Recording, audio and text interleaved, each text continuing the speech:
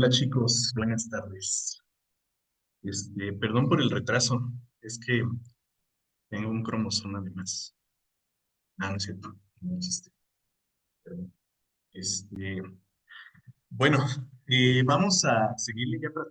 entonces, y si recuerdan, ayer nos quedamos con esto del intestino delgado. Y de acuerdo a la histología del intestino delgado, nosotros vimos que tiene más funciones, ¿sí? Funciones que van mucho más allá de solamente absorber nutrientes, ¿sí? Entonces, tengan muy en cuenta eso, chicos, para que no reduzcan su información a que el intestino delgado absorbe nutrientes ya, ¿sí? Va a absorber nutrientes, sí, en una porción, pero ¿qué onda con las demás? Ya las vimos de acuerdo a la historia. Nos falta también por ahí ver algunos órganos, que van a estar apoyando a la digestión y ahí vamos a profundizar un poquito más en cierta porción del intestino delgado, pero ya en su momento llegaremos a eso. Bueno, pues ahí está, chicos. Dijimos que el intestino delgado tenía tres porciones y cada porción estaba dedicada a una función específica. Donde quisiera profundizar un poquito más es en esta última capa que es el ileón. Este tipo de tejidos ustedes ya los han visto y en este tipo de tejidos lo que nosotros destacábamos, decíamos, eran estas granulosidades que observamos, ¿sí? En la capa submucosa.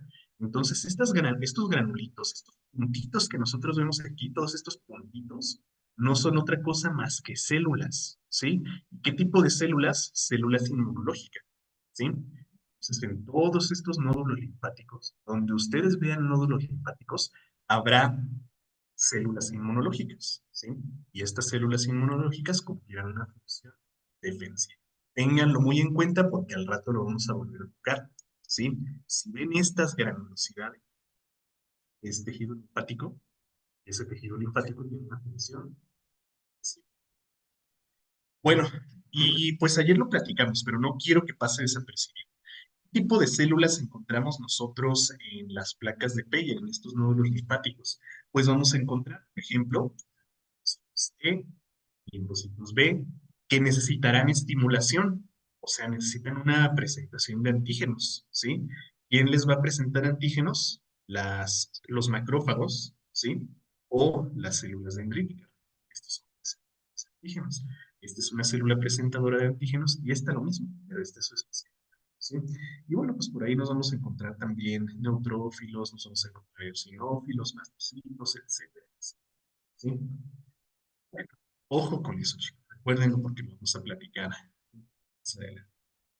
Y bueno, ya para terminar con este intestino delgado, recuerden que les platicaba que no había un límite anatómico bien definido entre el yeyuno y el ileón, ¿verdad? Pero de acuerdo a algunas características morfológicas, nosotros podemos por ahí más o menos establecer un límite, ¿sí? Vamos a enfocarnos en la parte externa porque, pues, obvio, no van a abrirle ahí las tripas a sus pacientes para verlos, ¿verdad? Pero en la parte más externa, ¿qué es lo que notamos en la porción externa del intestino delgado? Fíjense en la vascularización, ¿sí? Vean, vamos a hacer audio, ¿sí? Vemos la vascularización que tiene cada una de estas porciones, ¿no? Vean la vascularización que tiene el yeyuno comparada con la del ilion, ¿sí? Entonces notamos que el yeyuno recibe una vascularización mucho más difusa de lo que lo hace el ilion. ¿Por qué, chicos? Bueno, recuerden que la función del yeyuno era la absorción de nutrientes, ¿sí? Y con absorción, ¿a qué nos referíamos? Miren, acuérdense, ¿con qué nos referíamos? ¿A qué nos referíamos, perdón, con eso de absorción? Absorción, el paso de los productos de la digestión a los vasos sanguíneos, ¿sí? Entonces, precisamente por eso debe recibir esa irrigación tan importante, ¿sí? Y recuerden que aquí veíamos precisamente un pliegue circular con una importante vascularización, ¿sí?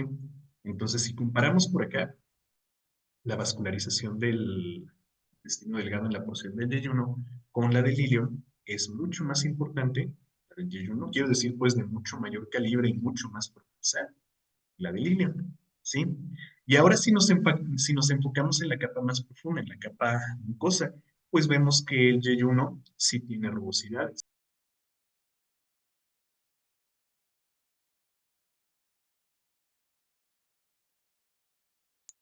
Perdón, sí tiene rugosidades, ¿sí? Sí tiene pliegues. Y estos pliegues, pues ya saben que tienen la función de absorber, ¿sí? Recuerden que estos son pliegues circulares.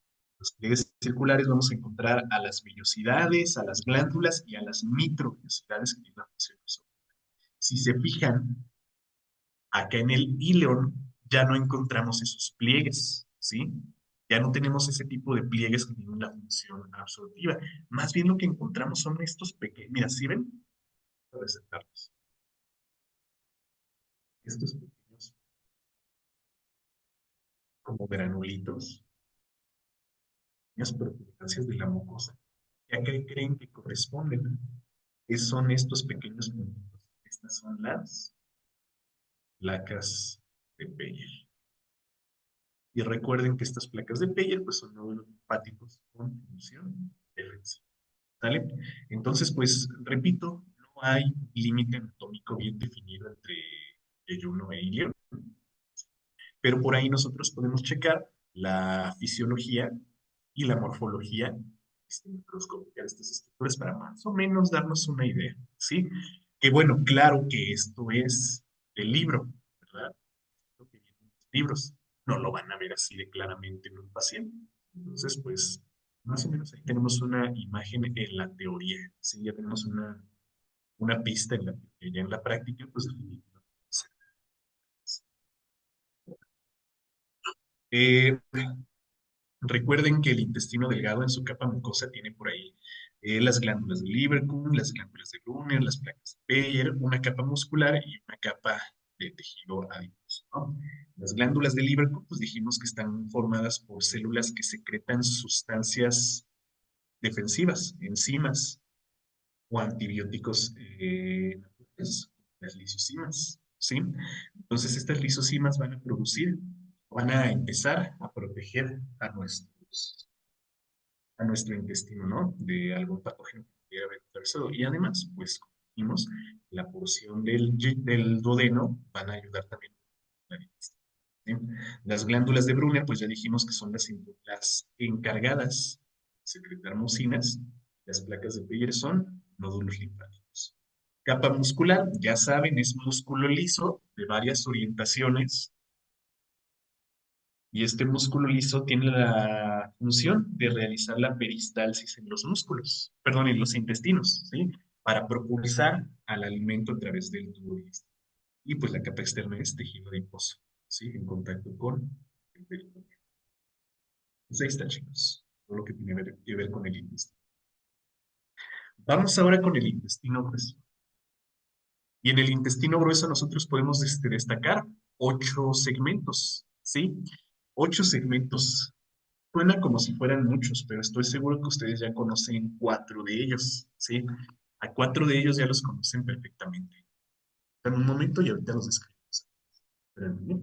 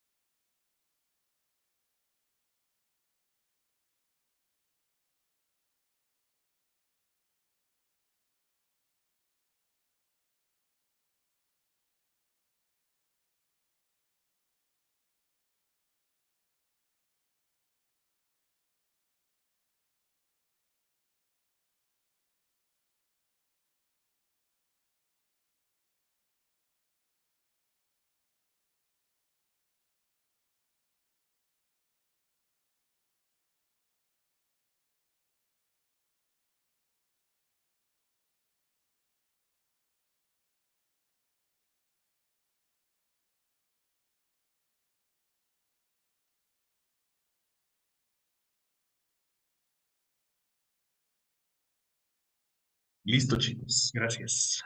Bueno, les decía pues que el intestino grueso tiene 8 segmentos. Son 8 segmentos de los cuales 4 son perfectamente bien conocidos. Entonces, de proximal a distal, podemos, podemos numerarlos de la siguiente forma. Aquí tenemos al número 1, esta pues, sería el número 2, todo esto, ¿sí? Sería la número 3. Acá tendríamos ¿sí? Número 4, todo esto sería la quinta porción. Acá la sexta, esto sería la 7 y esto sería la 8, ¿sí? Entonces, parecen ser muchas, chicos, parecen ser muchas, pero en realidad son poquitas, ¿sí? Son poquitas y muy, muy simples. Entonces, vamos a numerarlas por acá. La número 1, la porción número 1 del intestino grueso, es el apéndice secal, ¿sí? Apéndice secal, o algunos autores le llaman vermiforme, ¿sí? Porque tiene forma como de un gusano, ¿sí? O simplemente apéndice, esta pequeña proyección que tenemos acá. Luego, el número 2 es la primera austra del intestino grueso, que se llama ciego, ¿sí? Las 4 porciones siguientes son todas parte del colon. Entonces, la número 3 es el colon ascendente, ¿sí? La número 4 es el colon transverso, ¿sí? La número 5, el mismo, pero es su porción descendente. La número 6 es el colon sigmoides, o algunos autores le llaman sigmoideo. Ya dejando de lado al colon, la siguiente porción es el recto, ¿sí? Y la porción más distal es el ano, o cavidad anal, ¿sí? Entonces ahí están, son las 8 porciones del intestino grueso, ¿sí? Fíjense cómo 4 de ellas corresponden a un solo órgano que es el colon, y esas 4 pues tienen también una función perfectamente bien diferenciada de todas las demás, ¿sí? Entonces pues ahorita vamos a ir viendo cuestiones histológicas, cuestiones fisiológicas para poder diferenciar todas las funciones, perdón, que cumplen estas porciones, ¿sí? Entonces, vamos antes de ver eso, antes de ver las funciones y antes de ver las particularidades, vamos a ver algunas características especiales de este hueso. Entonces, en el intestino grueso vamos a encontrar lo mismo, una capa mucosa, una submucosa, una muscular y una serosa. La capa mucosa va a consistir en un epitelio cilíndrico con microvellosidades, ¿sí? Un epitelio cilíndrico con microvellosidades, o sea que un epitelio absortivo, ¿sí? Entonces vamos a encontrar enterocitos absortivos. Pero la función de este intestino delgado, la función de estos enterocitos absortivos no va a ser la absorción de nutrientes, ¿sí? Porque esos nutrientes que se absorbían en el intestino, perdón, esos nutrientes, perdón, lo siento, esos nutrientes se absorbían en el intestino delgado. Ya la absorción del intestino grueso quedará limitada solamente a agua y los iones que estén disueltos en esa agua, ¿sí? Entonces, el intestino grueso tiene la función de absorber, sí. ¿Por qué? Porque hay enterocitos con microvellosidades, ¿sí? Pero ¿qué van a absorber estos enterocitos? Ya no nutrientes, ya no biomoléculas, ¿sí? Van a estar absorbiendo, pues, a todas las sustancias hidrosolubles, ¿sí? Y desde luego al agua en la que se encuentran esas sustancias. Entonces, podríamos decir que una función concreta del intestino grueso es la reabsorción, reabsorción de agua, ¿sí? Y desde luego a todas las sustancias disueltas en el agua, ¿sí? Todas las sustancias disueltas en el agua. Entonces, todo el colon, ojo, todas las regiones del colon, la 3, 4, 5, 6, tienen la función de absorber esta agua y a los iones cloruro, y a los iones sodio, y a los iones magnesio, a los iones calcio, etcétera, etcétera. ¿Sí? Y bueno, vamos a anotar aquí y las sustancias hidrosolubles, ¿sí? Como algunas vitaminas. Ya ven que hay algunas vitaminas que son liposolubles, ¿sí? Algunas vitaminas que son liposolubles y otras que son hidrosolubles. Las liposolubles obviamente se absorben en el intestino delgado, mientras que las hidrosolubles se absorben acá en el intestino. ¿Sale? Bueno, entonces la porción glandular del intestino grueso consistirá en criptas de Lieberkühn, ¿sí? Glándulas de Lieberkühn que van a estar secretando lisosimas, ¿sí? Lisosimas defensivas. Bueno, aquí quiero resaltarles una población celular bastante característica, las células caliciformes, ¿sí? ¿Para qué habrá células caliciformes aquí en el intestino grueso? Bueno, ustedes recordarán que las caliciformes tienen la función de secreción, secreción de mucinas, ¿sí? En realidad ya no hay sustancias de las cuales proteger aquí en el colon y todo el intestino grueso en realidad. Entonces estas mucinas van a tener la función de lubricar, otra vez. ¿Lubricar qué? Más al ratito lo vamos a ver. ¿Sale? Y bueno, pues también la capa muscular, aquí vamos a profundizar un poquito más. A ver, voy a borrar estas anotaciones. Déjenme ver, hay preguntas. Secal hace referencia a la palabra ciego. Ajá, exactamente. Ese término secal nos habla del ciego. Que si le puedo regresar, ¿a dónde? Porque ya avancé mucho. Si se les pasa algo, chicos, acuérdense que si se les pasa algo, todo esto está en la presentación que ustedes pueden descargar de su web. Entonces, si voy muy rápido, acuérdense que ahí tienen ustedes la presentación. O si te acuerdas a dónde quieres que le regresen. Me faltó la 8. La porción 8 es el ano, ¿sí? El ano o cavidad anal. Ahí lo mismo que si le puedo regresar. Sí, si me fui un poquito rápido ahorita, no sé que esta presentación la pueden checar cuando ustedes quieran. ¿Sí? Si me voy haciendo rápido, sé que la pueden por ahí revisar de nuevo. Si se acuerdan exactamente a qué parte, me escriben por. Bueno, les decía, pues de la capa muscular vamos a platicar un poquito más con detalle.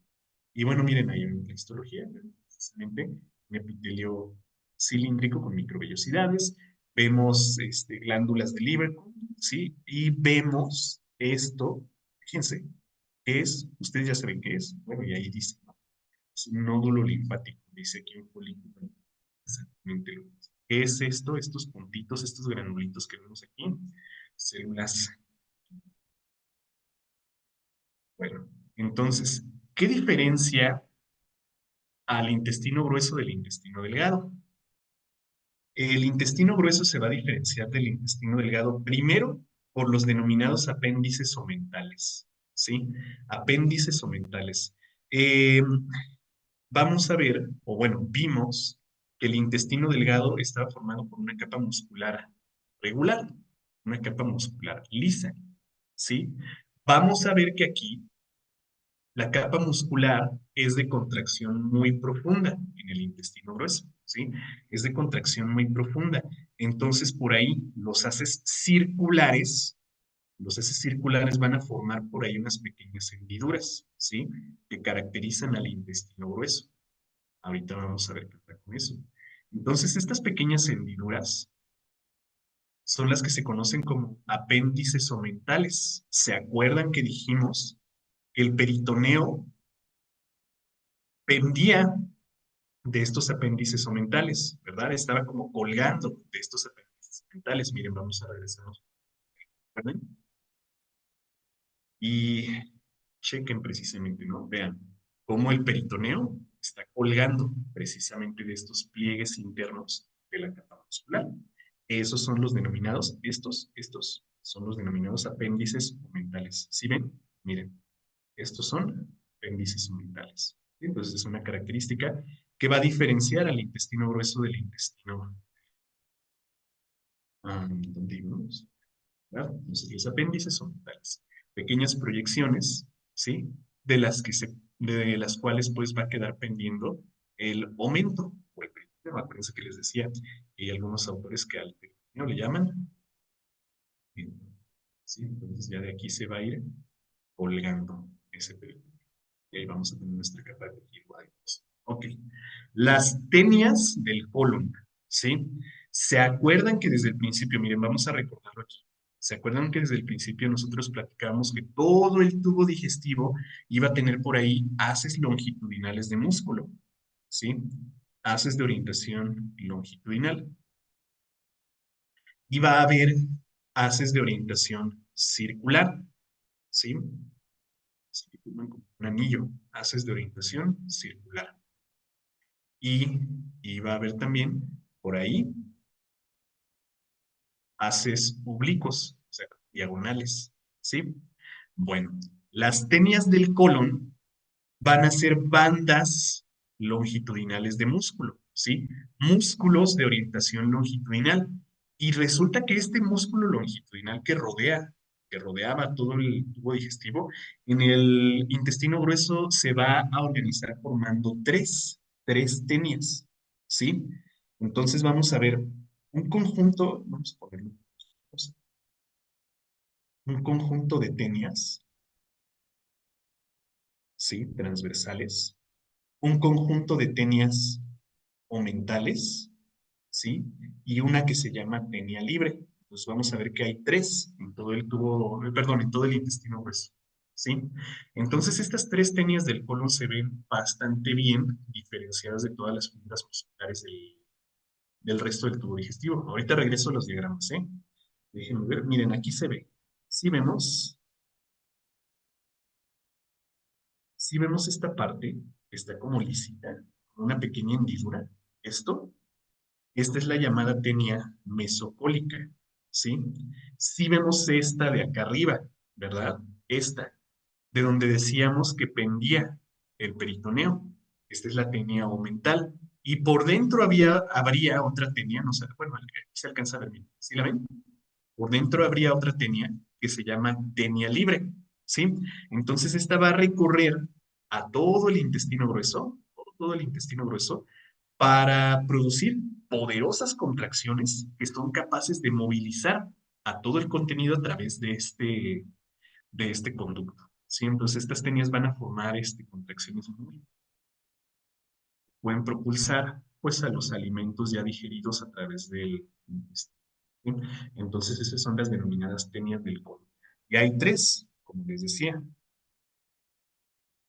una mesocólica, una omental y una tenia libre, ¿sí? Las tenias son los haces longitudinales, ¿sí? Longitudinales. Luego, los haces circulares también van a tener una característica muy diferente aquí. Los haces circulares van a ser de contracción bien, bien profunda, ¿sí? Estos haces circulares van a contraerse de forma muy, muy profunda y van a formar estos pequeños sacos, ¿sí? Estos pequeños como globitos, que son las austras, ¿sí? Entonces aquí, a ver, vamos a remarcar aquí una austra. Esto que estoy remarcando aquí, esto sería una austra, ¿sí? Como las bolsitas, pues, del intestino grueso. Esta es otra austra, esta es otra austra, esta es otra austra, ¿sí? Entonces estas son las austras del intestino grueso. Ya ven que les decía, el ciego es la primera austra del intestino grueso. A ver, entonces vamos a verlas por acá. Están bien dibujaditas, ¿sí? Esta es una austra, esta es una austra. Si ven estas líneas, estas, ¿sí? Estos son los haces circulares que se contraen de manera muy profunda para formar las austras del intestino grueso. ¿Sí? Estas austras, austras, austras, ¿sale? Entonces son como estas bolsitas. Lo está, ¿sí? El ciego es la primera austra, ¿perdón? Y bueno, pues la última característica que diferencia al intestino grueso del delgado, pues evidentemente será su calibre, ¿sí? O sea, su diámetro.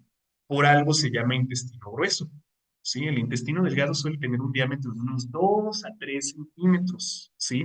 Mientras que el intestino grueso llega a medir hasta 8 centímetros de diámetro, o sea, el diámetro interno, pues el diámetro del conducto interno mide hasta 8 centímetros, bastante mayor que el intestino delgado. Y de ahí precisamente su nombre o su denominación, el intestino grueso. ¿Sale? Entonces esas son las diferencias. Vamos a ver pues, parte por parte, eh, a cada una de las estructuras que forman el intestino grueso. Por aquí nos ponen esta pregunta y nos dicen, ¿cuál es el órgano encargado de la absorción de agua, iones y vitaminas? ¿Sí? Aquí no nos están especificando, pero yo creo que es bastante claro que se refieren a las vitaminas hidrosolubles, ¿sí? Porque si nos están hablando de agua y de iones, vitaminas hidrosolubles, ¿sí? No hace falta que se especifique. Entonces es el intestino, ¿sí?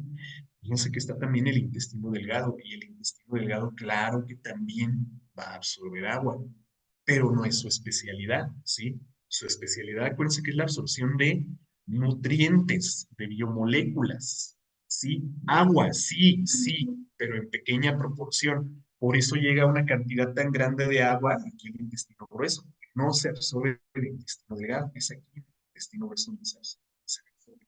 ¿Sí? Entonces, ¿el intestino delgado absorbe agua? Sí, en pequeña proporción. ¿Quién es el especializado en la absorción de agua? El intestino grueso. ¿Sale? Ok, bueno, y ahí está pues nuevamente la histología del intestino grueso, un epitelio cilíndrico con microvellosidades, enterocitos preabsortivos, una capa submucosa glandular y una capa muscular bien diferenciada, porque parece que aquí pues los haces son diferentes. O sea, sí hay longitudinales circulares y oblicuos, pero estos son de contracción mucho más profunda y le dan esa característica a eso, ¿sale? Entonces, pues vámonos parte por parte, ¿sí? Vamos parte por parte. Vamos con las primeras dos, que son el ciego y el apéndice. Entonces, el ciego, dijimos, es la primera austra, la primera porción del intestino delgado, del intestino grueso, perdón. ¿Qué dijimos que era una austra? Este pequeño saco epitelial, ¿sí? Que forma el ciego. Esto es el ciego, la primera austra. Aquí en esta primera porción podemos destacar dos estructuras. Podemos destacar, desde luego, al ciego, que es esta austra, y no a nivel del ciego, pero por ahí desembocando a este esfínter. ¿Sí ven? Este pequeño esfínter, este conducto, es el esfínter ileocecal. ¿Sí? El esfínter ileocecal, el que conecta, este es intestino delgado, ¿verdad? Esto es intestino delgado, ¿sí? Entonces, este esfínter ileocecal conecta el intestino delgado con el intestino grueso. Eso es lo primero que podemos destacar. El ciego, la primera ostra, no es otra cosa más que el receptor del contenido del intestino delgado, que dicho sea de paso, ya a nivel del ileón, no es otra cosa más que heces, ¿sí? Ya son solo heces. Entonces aquí, sin pedido secal, están entrando heces, ¿sí? Heces. Ok, acuérdense, ¿eh? Están entrando heces. ¿Por qué? Pues porque en el yeyuno ya se absorbió todo lo que se tuvo que absorber. Si algo no se pudo absorber, pues eso se va a desechar. Y lo que se va a desechar se conoce como heces. ¿Sí? Entonces ya aquí están entrando las heces que se van a eliminar. Y aquí hay una cuestión importante con estas heces, ¿sí? Decimos que desembocan aquí, ¿sí? A la primera al ciego, y se empiezan a acumular, se empiezan a acumular, pues precisamente por empezar a acumularse. Ok, bueno, las tenias del colon son capaces de empujar a esta materia fecal, ¿sí? A estas heces, a través del intestino grueso y movilizarlo para su deshidratación y su eliminación, ¿verdad? Eso en el estado fisiológico adecuado, ¿no? Pero hay personas que, sobre todo personas que son muy sedentarias, ¿no? Que no hacen actividad física o que además tienen una dieta inadecuada. Entonces, este tipo de personas suelen no tener una movilización adecuada del colon y cursan por lo que se llama colitis, ¿sí? ¿Por qué? Pues porque no hay una, como les digo, no hay una movilización adecuada de las tenias del colon. El colon no puede empujar a esta materia fecal a través de toda su extensión y alguna porción de esa materia fecal se va a quedar aquí, ¿sí? Va a causar la colitis y va a causar una inflamación. Ok, eso. ¿Cómo se resuelve? Con actividad física y dieta adecuada, ¿sí? Otra cosa, o una complicación más bien que puede ocurrir aquí, es que de plano esta materia fecal no se movilice y se sedimente aquí, ¿sí? Y esta materia fecal empieza a entrar a este conducto, ¿sí? Este conducto pues, es el apéndice, ¿sale?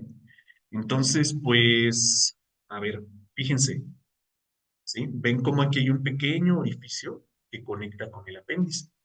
Y es algo que pasa comúnmente, ¿eh? En todas las personas.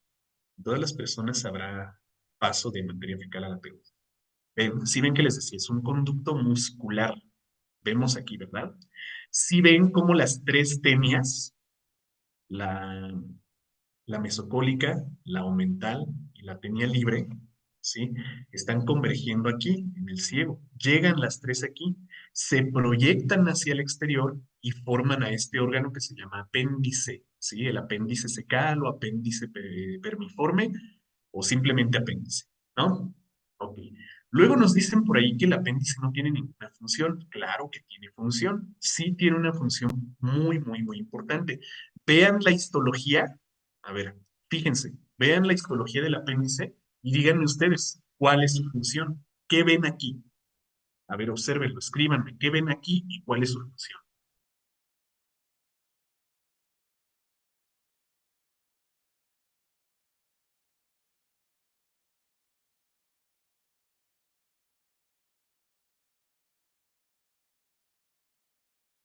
Exactamente, chicos, muy bien. Estamos viendo tejido linfático, ¿verdad? Estamos viendo aquí nódulos linfáticos, estamos viendo células linfáticas y por consiguiente su función es una función defensiva, una función inmunológica, ¿sí?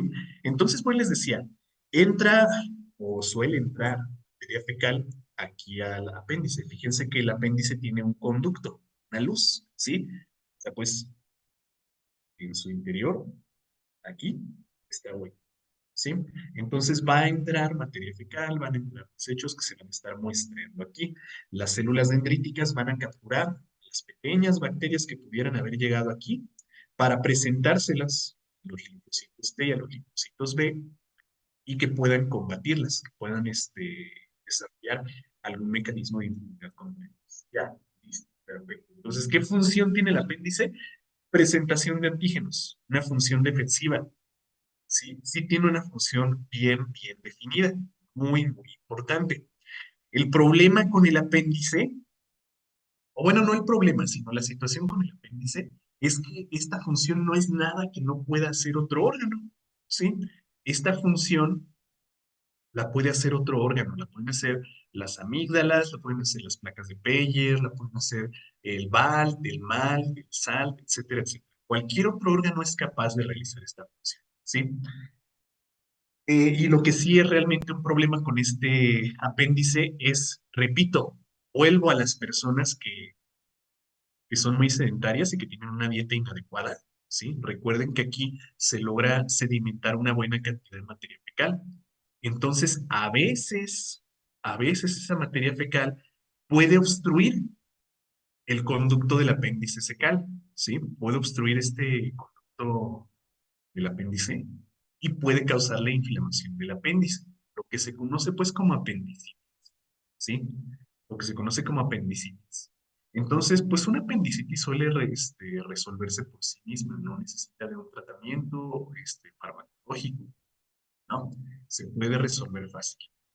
Cuando ya se vuelve crónica es cuando, pues entonces sí se opta por una apendicectomía, porque les digo, la función que cumple el apéndice es muy importante, sí, pero no es una función que ningún otro órgano no puede cumplir, ¿sí? Les digo, la pueden cumplir las placas de Peyer, lo puede cumplir el MALT, el BALT, el SALT, lo puede cumplir las amígdalas, no sé, un montón de órganos, pues, ¿sí? Entonces, el problema con el apéndice es que en personas sedentarias se obstruye, ¿sí? Se obstruye, se inflama y entonces causa una apendicitis. La apendicitis se puede agravar mucho cuando se trata, ¿sí? De hecho, era una de las principales causas de muerte en México hace unos 20 o 30 años, ¿sí? Entonces, hace 20 o 30 años la gente sí moría por apendicitis, pero no tanto por la apendicitis, ¿sí? No tanto por la apendicitis. Porque, bueno, primero fíjense, la luz del apéndice, o sea, el diámetro pues del conducto del apéndice es chiquitita, muy, muy diminuta, ¿sí? Entonces no soporta una gran cantidad de sustratos. Si se llena y se inflama, estas paredes musculares se pueden romper, ¿sí? Estas paredes musculares se pueden romper. ¿Y dónde está inmerso el apéndice? A ver, vamos a ver. ¿Dónde está inmerso el apéndice? En la cavidad abdominal, donde se encuentra el peritoneo y el mesenterio, ¿sí? Entonces, ¿qué pasa si se revienta el apéndice? ¿Qué pasa si las paredes del apéndice se calce rasgan? Se va a causar una peritonitis aguda que sí puede llegar a ser mortal. Entonces, por eso les decía, la gente hace 20, 30 años sí moría mucho por apendicitis, pero no tanto por la apendicitis, sino por una grave peritonitis que les digo, sí puede llegar a ser mortal. ¿Sí? Si no se trata, ya se diagnostica mucho más fácil esta apendicitis, ya se opta mejor por retirarlo y ya no se cursa por esa peritonitis. Ya es muy raro que un paciente llegue a ese punto, a menos pues que, que no se trate, ¿sí? Entonces, pues ahí, ojo con esos mitos sobre la apéndice, ¿no? De esa cuestión de que, no tiene ninguna función. Sí, sí tiene y es muy importante. La cosa es que simplemente otros órganos lo pueden hacer con la misma eficiencia o hasta más, ¿sí? A ver, vamos a ver algunas preguntas que me hacen. Am, Dice, ¿también el estrés causa colitis? Pues está correlacionado, pero no es una razón, ¿sí? No es así como que, ay, ya me estresé y me dio colitis. No, está correlacionado, pero no es así como que una colitis nerviosa. No, eso era antes esa era algo que se creía antes, ¿sí? No, en realidad no, no es que el estrés inherentemente, pues, o sea, el estrés no más porque sí causa. Hay muchos, muchos factores que afectan estos. Principalmente, recuerden lo que les dije hace un momento, el sedentarismo y las dietas inadecuadas, ¿sí? Entonces, el estrés causa colitis, está correlacionado, pero no directamente, ¿sale? ¿Es un mito? Sí, sí es un mito. Está correlacionado, repito, pero no es que sea su causa número uno. Esas glándulas secretan moco, estas, ¿verdad? Estas de por aquí. Sí, estas glándulas son células caliciformes, bueno, revestidas de células caliciformes, y acuérdate que las caliciformes tienen esa función, secretar mucinas, ¿sí? Entonces, sí, secretan mucinas. A ver, ¿qué más? Ay, ya se me perdieron.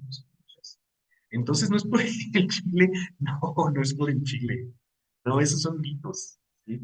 Son mitos, mitos. Porque luego también me decían, ay, es que las semillas del chile pueden tapar el apéndice. No, claro que no. Sí, no es que vayan a obstruir el apéndice y que eso vaya a causar un apéndice. No, claro que puede haber habido por ahí algún caso, pero no es como que sea una causa, ¿sí? A ver, y por ejemplo, cuando dicen que por comer mucho chile, no, es lo que les decía, no es verdad, ¿sí? Comer mucho chile no causa apéndice, no está correlacionado de ninguna manera, ¿sí? Entonces, cuando se reviente el apéndice es por la obstrucción principalmente, ¿sí? Principalmente por una obstrucción que causa una inflamación y luego una infección. Cuando te explota, te tienen que hacer un lavado estomacal. No, no. Escúchate lo que estás diciendo. Estomacal, no. ¿De qué te va a servir? Que te laven el estómago si lo que está infectado es el peritoneo y el mesenterio.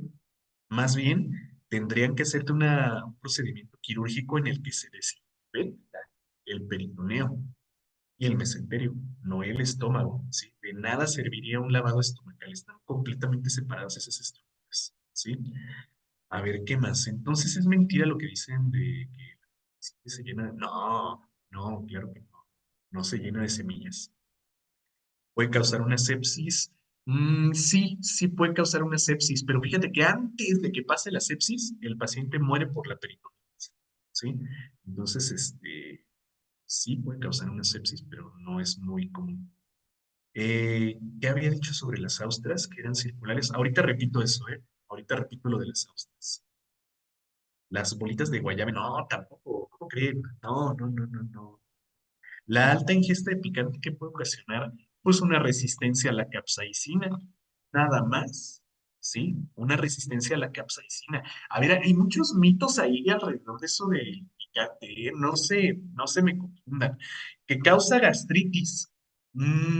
O sea, sí, pero no, ¿sí? A ver, fíjense lo que les digo, sí, pero no. Sí, en una persona que no tiene un revestimiento adecuado de mucinas en su mucosa estomacal, ¿sí? El, el picante sí puede causar eso, pero si eres una persona sana, que tiene una dieta adecuada, que descansa adecuadamente, que hace actividad física, pues no tiene por qué faltarte ese revestimiento de mucinas. Entonces, ¿qué te va a hacer el picante? Nada, ¿sí? Te digo, una resistencia a la capsaicina. Ah, porque la capsaicina es el alcaloide del chile que nos causa esa sensación picante. Entonces, resistencia. ¿Qué significa eso de resistencia? Que cada vez vas a necesitar más para que te haga el efecto, ¿sí? O sea, que vas a aguantar más ese picante. Es lo único que pasa, ¿sí? Una gastritis, sí, cuando no tienes un revestimiento adecuado, ¿sí? A ver, y si me saco el apéndice antes de que me reviente, pasa algo. Pues no, no va a pasar algo, nada más vas a cruzar por una condición muy dolorosa, ¿sí? Muy dolorosa, pero no, no te va a pasar. El chile solo perjudica la mucosa gastrointestinal, exacto. El chile solo perjudica la mucosa gastrointestinal, pero en el caso en el que les acabo de decir, en el que tenemos un revestimiento adecuado. Si somos, como les digo, si somos personas sanas, no tenemos por qué tener esa deficiencia de revestimiento. Por eso los mexicanos podemos aguantar tanto el picante. Pues sí, sí, nuestra dieta desde niños consiste en picar. Con razón, como mucho chile y no me pasa nada. Pues sí, es que te vas haciendo resistente. Un Carolina Reaper y con eso queda. No, hombre. Una vez, ¿alguien se ha comido un Carolina Reaper? ¿Sí saben cuáles son esos? Los supuestamente el más picante del mundo. Ya ven que hay una escala, no me acuerdo cómo se llama, creo que escala Schofield, algo así, que nos dice qué nivel de picor tiene cada alimento, ¿no? Y creo que ese Carolina Reaper eh, es el más picante, ¿no? Pero bueno, ya nos estamos yendo pues mucho por sale. Entonces, ojo con los mitos alrededor del apéndice, ¿sí? Lean al respecto, chicos, para que amplíen su panorama, ¿sí? Para que amplíen su panorama y sepan discernir entre el mito y la realidad, ¿sí? Porque una cosa es el mito, ¿sí? Una cosa es el mito, lo que la gente dice, lo que las abuelitas del rancho decían, y otra cosa es la realidad. Y lean casos clínicos de apendicitis para que ustedes mismos vean cómo a veces la realidad supera la ficción, ¿sí? Los casos reales van más allá de los mitos que nos cuentan en el rancho, ¿sí? Entonces, bueno, les dejo por ahí de tarea eso. Ya se nos está acabando el tiempo, chicos. Vamos a dejarle por aquí hoy y ya mañana terminamos con las demás porciones del intestino grueso y los demás órganos, ¿sale? Les dejo esta diapositiva de importancia clínica, léanla, también está muy interesante para que vean a qué me refiero con eso de que la apendicitis es, es una condición muy dolorosa, ¿sí? Lean esta diapositiva, está bien interesante. De mi parte, pues, sería todo, chicos, por el día de hoy.